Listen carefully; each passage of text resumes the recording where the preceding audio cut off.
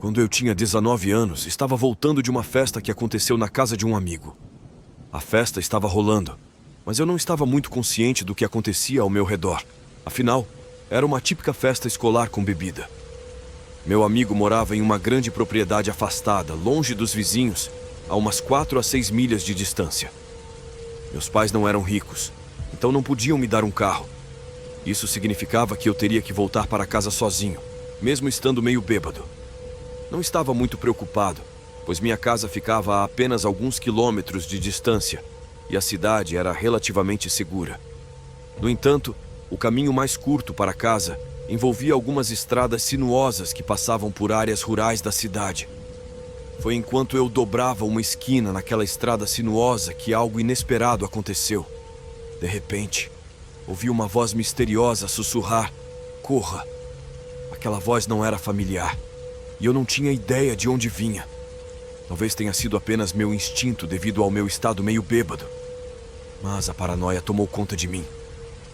Imediatamente, corri para o arbusto mais próximo e me escondi ali por cerca de 5 minutos, esperando e observando.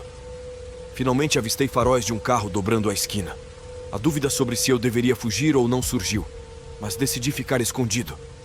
O veículo que virou a esquina era uma van preta, um Ford, 350, para ser específico. A van passou por mim em alta velocidade, sem mostrar sinais de parar. No entanto, cerca de 150 ou 60 metros à frente, a van fez uma parada brusca. Nesse momento, homens pularam da van e começaram a vasculhar a área freneticamente.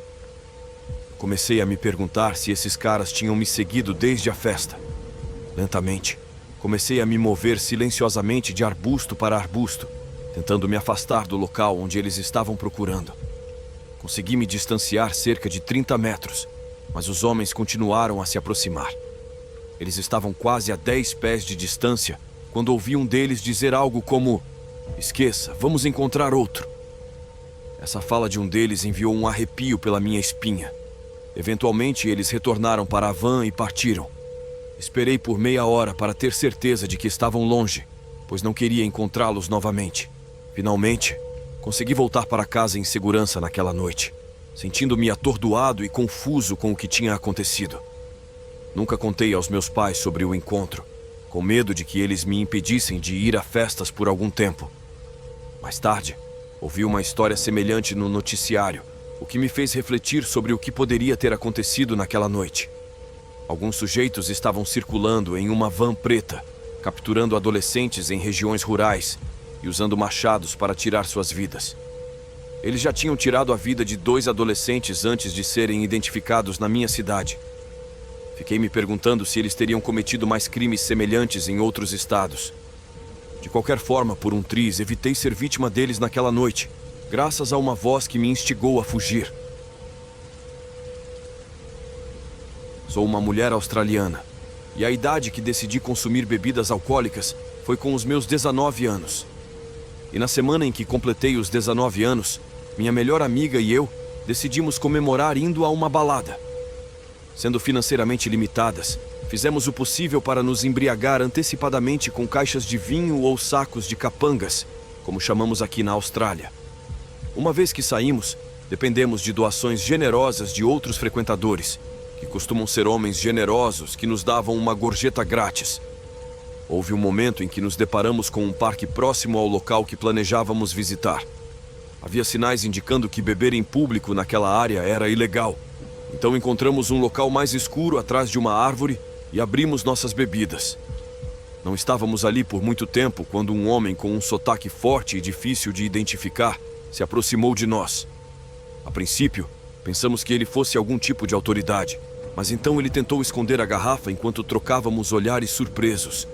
Este homem aparentava ter mais de 40 anos, vestia uma camisa verde mint de manga curta e nos perguntou se éramos jovens e atraentes, já que estávamos nos escondendo nos arbustos, rindo quando percebemos que estávamos tentando esconder nossas bebidas. Inicialmente, fomos amigáveis com ele, mas logo ele começou a fazer perguntas sobre nossa sexualidade, se éramos um casal e outras questões invasivas que não eram da sua conta. Ele parecia até tentar descobrir se éramos virgens ou não. Diante disso, dissemos a ele de forma direta para nos deixar em paz. Surpreendentemente, ele foi embora tenha insinuado que queria que ele ficasse para que pudéssemos ficar mais à vontade em particular. Felizmente, voltamos a conversar e beber, nos sentindo em nosso mundo, quando percebemos que 2 homens com aparência semelhante se aproximaram de nós, com o mesmo sotaque. Suspeitamos que eles deviam ser amigos do primeiro homem. Novamente, dissemos a eles que nos deixassem em paz e que não seria uma boa ideia estar por perto quando nossos namorados chegassem. Um dos homens parecia surpreso e disse algo desagradável, indicando sua homofobia, antes de se afastar. Ficamos felizes por não termos problemas. Continuamos a beber e nos divertir. No entanto, logo depois, um grupo de cerca de 5 garotas muito bonitas apareceu, mudando completamente a atmosfera da noite. Do nada, um estranho se aproximou de nós e nos alertou a sair imediatamente do parque. Mais tarde, descobrimos que uma das meninas do grupo era sueca e estava esperando um táxi na rua quando percebeu algo suspeito acontecendo no parque. Aparentemente, após a conversa com o primeiro homem que se aproximou de nós, ele telefonou para seus amigos. Surpreendentemente, uma das garotas do grupo entendia a língua que ele falava, o que a deixou chocada e preocupada. Além disso, mais 4 amigos se juntaram a ele no parque. Minha amiga e eu estávamos completamente alheias a tudo isso e não tínhamos ideia de que estavam planejando nos sequestrar. Eles acreditavam que poderiam ganhar muito dinheiro nos vendendo, devido à nossa juventude. Segundo a garota que entendia o idioma deles, quando ele estava ao telefone, ele estava excitado e falando alto, e alguém estava vindo com uma van. Fomos incrivelmente sortudas, porque essa garota entendeu cada palavra que eles estavam dizendo e, por acaso, nos notou sentadas no escuro do outro lado do parque. Consciente do perigo que estávamos enfrentando, ela avisou seus amigos, que decidiram vir nos resgatar. Depois desse incidente, nos tornamos boas amigas daquelas garotas e passamos o restante de sua estadia na Austrália juntas. Até hoje, ainda mantemos contato regularmente no Facebook, quase 6 anos depois. Ainda não consigo acreditar o quão sortudas e ingênuas fomos naquela noite. Esconder-nos nos arbustos de um parque público tarde da noite é sem dúvida uma das coisas mais arriscadas que já fizemos. Isso aconteceu no dia 1 de julho de 2022, quando eu estava na Flórida durante o verão, visitando meu pai e outros parentes que moravam lá. Na época, eu tinha 17 anos. Meu pai, meu irmão, minhas 2 primas mais novas e minha avó, todos foram para a casa da amiga da minha tia para assistir aos fogos de artifício. Minha prima Megan, minha amiga Naomi e eu decidimos não acompanhá-los. E em vez disso, fomos para o parque na estrada onde estavam ocorrendo os fogos de artifício. Lá, havia comida e música para dançar, e parecia muito mais divertido. Saímos um pouco depois de minha família ter ido para a casa da minha tia.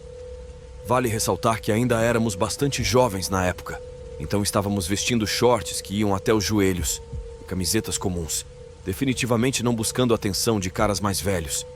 Levamos conosco $30 para dividir entre nós 3.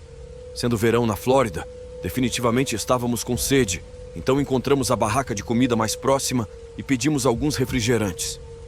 Queríamos pegar o que precisávamos rapidamente para encontrar um bom lugar para assistir aos fogos de artifício, algo que imaginávamos que seria uma ótima ideia fazer antes de nos sentarmos. No entanto, isso acabou sendo um erro. Caminhamos até o fundo do parque, onde estavam localizados os banheiros portáteis, alinhados contra as palmeiras altas, ao longo da parte de trás do parque, atrás das barracas de comida isoladas. Ainda havia algumas pessoas ao redor, ocasionalmente. O que estou tentando dizer é que não me senti insegura naquele momento. Ofereci-me para segurar todas as nossas bebidas, enquanto Megan e Naomi decidiram usar o banheiro primeiro. Coloquei a palhinha do meu copo nos lábios e varri o entorno com o olhar. Após alguns segundos, uma mão tocou o meu ombro por trás e dei um pulo, movendo-me rapidamente para o lado. Deparei-me com um homem na faixa etária dos 50 anos, que sorria para mim.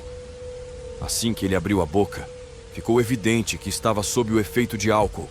Sua fala estava arrastada e o hálito exalava o cheiro característico da bebida.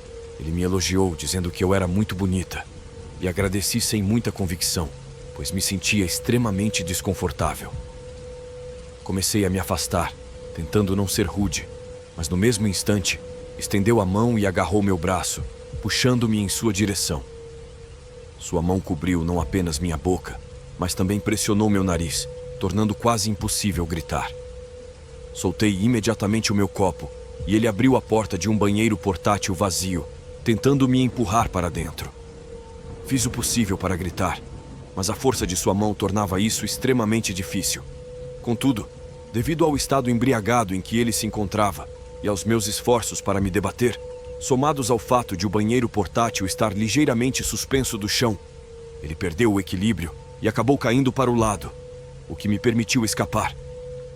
Saí do banheiro portátil em pânico, e ao mesmo tempo, Megan e Naomi, que perceberam o medo estampado em meu rosto, vieram em minha direção. E ouvi os gritos embriagados ecoando vindos dos arredores da porta, já que ele tinha caído.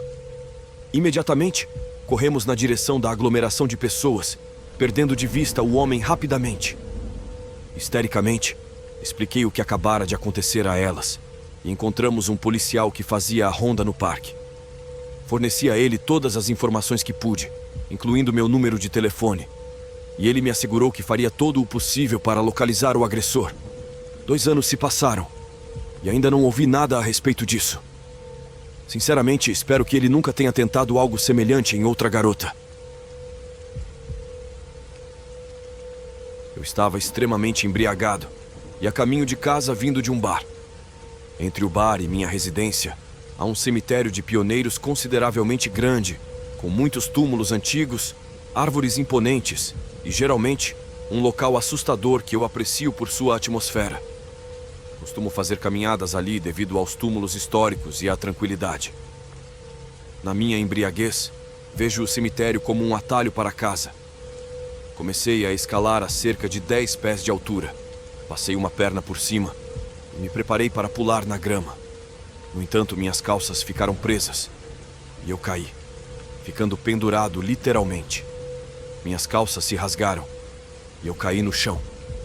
Gemendo de dor, comecei a caminhar pelo caminho que levava à entrada do cemitério, situada em frente à minha casa, mancando e segurando meu ombro enquanto praguejava minha tolice embriagada. Nesse momento, ouvi um barulho e, ao olhar para cima, vi um jovem casal a cerca de 10 metros de distância, parado sob a luz da lua. Eles perceberam meu estado e se viraram, avistando-me. Os dois ficaram visivelmente assustados, gritaram, deram meia volta e saíram correndo.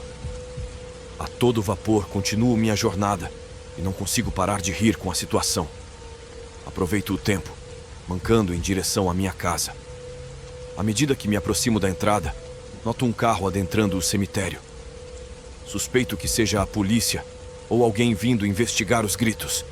Decido me abaixar atrás de uma grande lápide. No entanto, o carro está cheio de mais adolescentes, e eles estão imersos em uma espécie de caça aos fantasmas, equipados com câmeras e equipamento de gravação de áudio. Bem, isso não me importa muito. Tendo já assustado 2 pessoas, espero pacientemente. Quando eles caminham cerca de 20 metros para o interior da escuridão, começo a atirar pinhas enquanto permaneço escondido.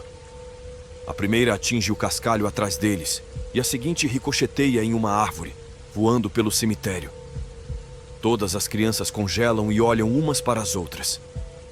É a oportunidade perfeita, então arremesso mais uma pinha e começo a rir maliciosamente.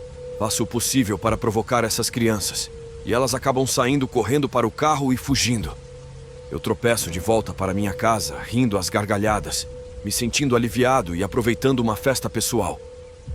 Eu sei que posso parecer um pouco travesso, mas simplesmente não consegui resistir a pregar uma peça nesses jovens. Quer dizer, quem não faria o mesmo, não é mesmo? Se inscrevam no canal, deixem o like e compartilhem o vídeo com os vossos amigos e familiares. E muito em breve terão novidades no canal. Até mais!